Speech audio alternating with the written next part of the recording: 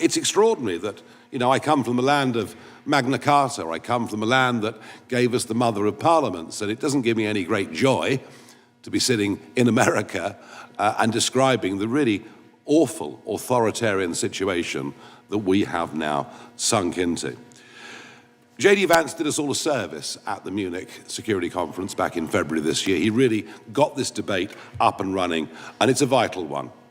We've run on since then.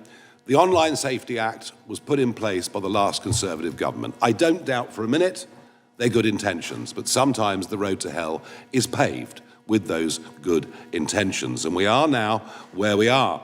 We have a couple of very famous cases. We, of course, have Lucy Connolly, who put out an intemperate tweet after the savage murder of those 3 beautiful young girls, she herself, a mother who had lost a child. It was intemperate, it was wrong, but she removed it 3.5 hours later, sentenced to 31 months in prison. She's now out, having served 40% of the time. I wanted to bring her with me today as living proof of what can go wrong. Sadly, the restrictions that have been put on her banned her from making the trip, which is a very, very great shame. And we, of course, have the extraordinary events that we understood yesterday of Graham Linehan, the comedic writer, and he put out some tweets months ago when he was in Arizona, and months later he arrives at Heathrow Airport to be met by 5 armed police. Armed police, not a big deal in the USA, a very big deal in the United Kingdom. 5 of them. And he was arrested and taken away for questioning. He's not even a British citizen. He's an Irish citizen. This could happen to any American man or woman that goes to Heathrow that has said things online that the British government and British police don't like. It is a potentially big threat to tech bosses, to many, many others. This legislation we've got will damage trade between our countries, threaten free speech across the West because of the knock-on rollout effects of this legislation from us or from the European Union. So I've come today as well to be a klaxon, to say to you, don't allow, piece by piece, this to happen here in America.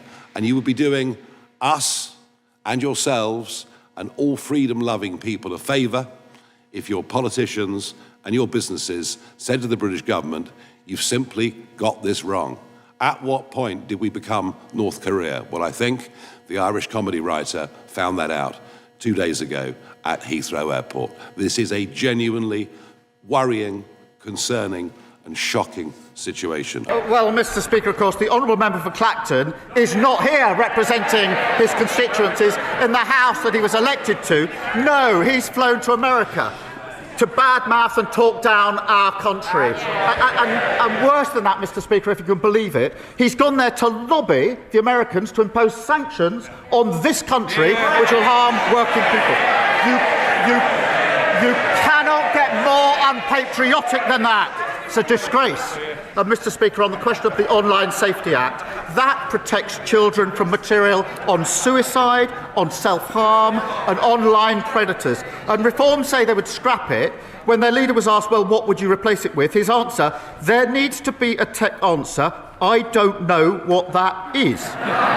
Well, you can't run a country on don't know answers.